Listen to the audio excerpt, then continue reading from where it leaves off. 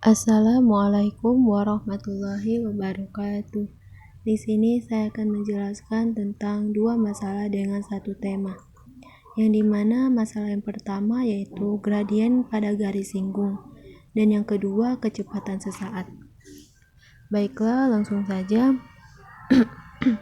Dari kedua masalah ini kita dapat menggunakan satu geometri atau satu mekanisme. Oleh karena itu dinamakan dengan dua masalah, namun masih dalam satu tema. Adapun gagasan tentang garis singgung ini mengenai tentang garis yang menyentuh sebuah kurva pada suatu titik. Misalkan ada sebuah kurva dengan persamaan y sama dengan fx, di mana tali busur yang melalui titik P dan Q itu akan memiliki kemiringan sebesar m, yang mana m sama dengan fc plus h minus fc per h. Jadi kita dapat mendefinisikan garis singgung itu sebagai garis yang melalui titik P. Jadi misalkan garis singgung kurva y sama dengan fx pada titik P, C, fc adalah garis yang melalui P dengan kemiringan m tan sama dengan limit h menuju 0, m sama dengan limit h menuju 0, fc plus h minus fc per h. Dan ini menunjukkan bahwa limit ini akan ada atau bukan, tak hingga atau minus tak hingga. Lalu bagaimana cara menentukan garis singgung itu? Kita dapat menggunakan persamaan garis singgung yang ada pada definisi garis singgung sebelumnya, yang mana kemiringan itu akan sama dengan limit h menuju 0. Baiklah, adapun contoh soalnya yaitu carilah kemiringan garis singgung kurva y sama dengan fx sama dengan x kuadrat plus 1 di titik 1,2. Jadi penyelesaiannya yaitu m tan sama dengan fc plus h minus fc per h sama dengan limit h menuju 0 f 1 plus h minus f 1 per h sama dengan limit h menuju 0.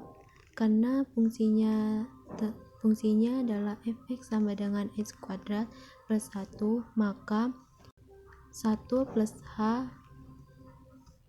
kuadrat plus 1 minus 1 kuadrat plus 1 per h. Lalu kita selesaikan yang ini. Limit h menuju 0, 1 plus 2h plus h kuadrat plus 1 minus 2 per h. Lalu 1, 2, dan 1 ini bisa dicoret karena sudah diselesaikan. Selanjutnya limit h menuju 0 tinggal 2h plus h kuadrat plus h sama dengan limit h menuju 0 2 plus h. Hanya di sini sudah 0, jadi tinggal 2. Jadi 2 plus h sama dengan 2. Berarti 2 adalah kemiringan dari kurva y sama dengan x kuadrat plus 1. Selanjutnya yaitu kita masuk ke persamaan kedua, yaitu kecepatan sesaat. Nah, jadi definisi garis singgung tadi juga bisa digunakan untuk mencari kecepatan rata-rata dan juga kecepatan sesaat. Misalkan dari sebuah benda bergerak sepanjang garis koordinat sehingga posisi setiap saat diberikan oleh S sama dengan ft. Pada saat T sama dengan C, benda berada di fc, dan saat T sama dengan C plus H, benda berada di fc plus H. Jadi kecepatan rata-rata pada selang ini adalah terletak di persamaan di bawah ini. Jadi persamaan di bawah ini sama dengan persamaan dengan garis singgung. Untuk definisi kecepatan sesaat, kita dapat mendefinisikannya yaitu jika sebuah benda bergerak pada sebuah garis koordinat dengan fungsi kedudukan fc, maka kecepatan sesaatnya pada waktu c adalah Pi sama dengan limit H menuju 0, kecepatan rata-rata sama dengan limit H menuju 0 Fc plus H minus Fc per H. Jadi kecepatan rata-rata itu kita tahu bahwa sama dengan kemiringan, di mana nanti akan menghasilkan bahwa limit ini ada dan bukan nilainya itu tak hingga atau minus tak hingga. Selanjutnya contoh soal. Nah, misalkan ada benda dengan persamaannya itu 16T kuadrat, di mana dalam meter dan T-nya itu adalah sekon. Dan pertanyaannya yaitu A. Seberapa jauh benda tersebut akan jatuh antara T sama dengan 0 dan T sama dengan 1. B. Berapa kecepatan rata-rata pada selang 2-3 detik. C. Berapa kecepatan sesaat T sama dengan 3 detik. Penyelesaiannya yaitu A. Sumbu Y sama dengan 16 saat T-nya 1 kuadrat dikurang 16 pada saat T 0 kuadrat sama dengan 16 meter. Dan bagaimana kecepatan rata-ratanya? Kecepatan rata-ratanya itu kita dapat hitung dari beberapa besar perpindahannya pada saat waktu itu. Kecepatan rata-rata sama dengan 16 dikali 3 kuadrat dikurang 16 2 kuadrat per 3 dikurang 2, itu pada selang waktunya. Lalu dapat hasilnya 144 dikurang 64 per 1 sama dengan 80 meter per sekon. Nah, sekarang yang C, kecepatan sesaatnya yaitu Pt sama dengan 3 sekon itu kita peroleh dari turunan Y sama dengan 16T kuadrat. Jadi Pi sama dengan dy per dt sama dengan dy per dt dari 16T kuadrat sama dengan 32T. Jadi Pi sama dengan 32 kali 3 sama dengan 96 meter per sekon. Selanjutnya kita masuk ke materi yaitu turunan. Adapun definisi turunan itu sendiri yaitu turunan sebuah fungsi f adalah fungsi lain dari f aksen, yang dimana nilainya pada sebarang bilangan c adalah f aksen c sama dengan limit h menuju 0 fc plus h minus fc per h. Asalkan limit ini ada dan bukan nilainya itu tak hingga atau minus tak hingga. Jika limit ini memang ada, maka dikatakan bahwa f terdiferensiasikan oleh c atau di c. Pencarian turunan ini disebut dengan diferensiasi. Lalu kita masuk ke contoh soal. Contoh soal yang pertama yaitu andaikan fx sama dengan 16x dikurang 4, maka carilah f aksen 2-nya. Penyelesaiannya yaitu f aksen 2 sama dengan limit h menuju 0 f2 plus h dikurang f2 per h sama dengan limit h menuju 0. Karena fx-nya sama dengan 16x kurang 4, maka f-nya diganti jadi 16 dan 2 plus h-nya tetap, lalu ditambah dengan minus 4 dikurang 16 kali 2 dikurang 4 per h. Lalu limit h menuju 0 karena 24 itu jika dikurangkan 0 maka bisa dicoret dan tinggal tersisa 16h per h. Lalu limit h menuju 0 dan hanya juga bisa dicoret, jadi tinggal 16. Jadi hasil dari f aksen 2 sama dengan 16.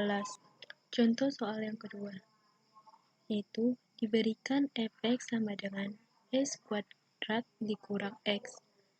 Maka turunan pertama fungsi itu pada x sama dengan 6 adalah penyelesaiannya yaitu F aksen C sama dengan limit H menuju 0. Fc plus H dikurang Fc per H. F aksen X sama dengan limit H menuju 0. Karena Fx-nya yaitu X kuadrat dikurang X. Jadi, X plus H kuadrat dikurang X plus H dikurang X kuadrat dikurang X per H sama dengan limit H menuju 0. Lalu kita selesaikan yang ini. X kuadrat dan didapatkan hasilnya yaitu X kuadrat plus 2XH ditambah H kuadrat dikurang X dikurang H dikurang X kuadrat ditambah X per H. Dan F aksen X sama dengan limit H menuju 0. Lalu kita lihat di sini yang mana yang bisa untuk dicoret, yaitu X kuadrat sama X kuadrat dan X dan X lalu X dan tersisa H kuadrat ditambah 2XH ditambah H per H. Limit H menuju 0 yaitu karena di situ kebanyakan H, jadi kita bisa mencoret H hanya dan tersisa H ditambah 2X dikurang 1. Lalu F aksen X sama dengan 2X dikurang 1. Dan F aksen X-nya itu kita ganti jadi 6, karena pertanyaannya turunan pertama fungsi itu pada X sama dengan 6. Jadi kita masukkan F aksen 6 sama dengan 2 dikali 6 dikurang 1. Jadi hasilnya 11. Baiklah, kita masuk ke pembahasan selanjutnya, yaitu aturan pencarian turunan. Nah, sebelumnya kita sudah mempelajari definisi turunan dengan menggunakan limit, yang mana kalau menggunakan limit itu akan membutuhkan waktu yang panjang untuk menyelesaikan persoalan turunan. Nah, di sini ada beberapa aturan dalam pencarian turunan. Yang pertama yaitu jika fx sama dengan k atau konstanta, maka f aksen x sama dengan 0. Jadi, turunan dari suatu konstanta, berapapun itu, mau 1, 2, 3, 1000, bahkan 10 miliar pun, turunannya itu tetap 0. Nah, turunan itu selain ditulis sebagai f aksen dx, juga bisa ditulis sebagai dx. Misalnya, kita akan menurunkan konstanta, maka bisa kita tulis sebagai dx u sama dengan 0. Berarti ini turunan dari konstanta. Dan yang kedua, jika fx sama dengan x, maka f aksen x sama dengan 1. Jadi kalau kita menuliskan seperti dx kali x sama dengan 1, jadi apapun variabelnya, kalau cuma satu variabelnya seperti itu, maka turunannya itu adalah 1. Yang ketiga yaitu aturan pangkat. Jika fx sama dengan x pangkat n, maka f aksen x sama dengan n kali x pangkat n dikurang 1. Jadi, turunan dari aturan yang berpangkat itu, pangkatnya turun, yaitu n. Kemudian pangkatnya dikurangi dengan 1. Yaitu aturan kelipatan konstanta. Saat satu konstanta dikali dengan sebuah fungsi, maka itu sama dengan konstantanya dikeluarkan lalu dikali dengan f turunan. Dan yang kelima yaitu aturan jumlah. F ditambah G aksen X sama dengan F aksen X ditambah G aksen X. Contoh soalnya yaitu F ditambah G X sama dengan 6X kuadrat ditambah 3X. Lalu F tambah G X sama dengan 2-nya pangkatnya diturunkan, jadi 2 dikali 6x ditambah, karena 3x itu pangkatnya 1, jadi 1 dikali 3x. Jadi dapat hasilnya 12x ditambah 3. Dan begitu juga dengan pengurangan. Yang selanjutnya yaitu aturan hasil kali. F dikali G aksen X yaitu sama dengan F aksen X Gx ditambah Fx G aksen X. Dan yang terakhir aturan hasil bagi. F bagi G aksen X sama dengan F aksen X Gx dikurang Fx G aksen X dibagi G kuadrat X. Lalu asalkan Gx-nya itu tidak sama dengan 0. Contoh soalnya yaitu yang pertama, tentukan turunan dari Fx sama dengan 2 per 5x kuadrat dikurang 1. Sebelumnya kita tentukan dulu yang mana Fx-nya dan yang mana Gx-nya. Dan 2 itu adalah Fx-nya. Dan 5x kuadrat dikurang 1 itu adalah Gx-nya.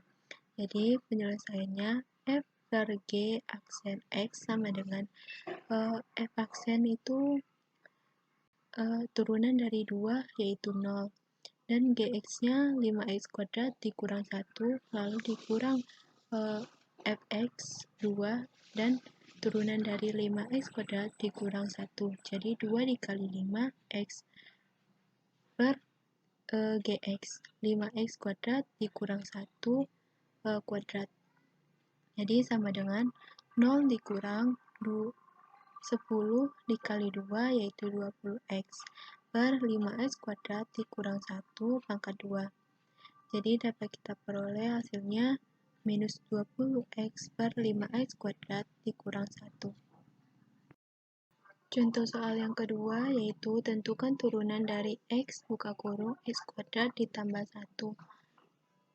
Jadi penyelesaiannya itu ada dua cara. Ya, cara pertama yaitu Fx sama dengan x kuadrat ditambah 1 sama dengan x pangkat 3 ditambah x. Jadi Fx sama dengan 3x pangkat 2 ditambah 1. Cara yang kedua yaitu F kali G X sama dengan X sama dengan 1x kuadrat ditambah 1 ditambah X dikali 2x sama dengan X pangkat 2 ditambah 1 ditambah 2x kuadrat. Jadi hasilnya sama dengan 3x kuadrat ditambah 1.